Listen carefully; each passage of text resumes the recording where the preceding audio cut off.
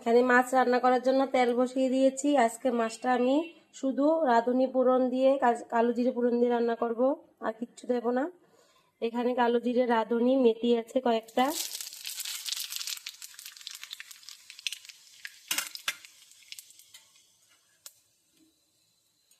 আর কাঁচামরিচ দিয়ে দেব।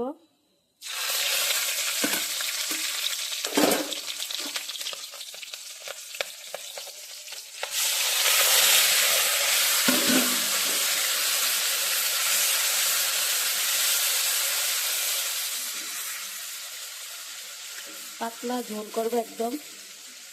ইলিশ মাছের পাতলা ঝোলটাই খেতে ভালো লাগে খেতে।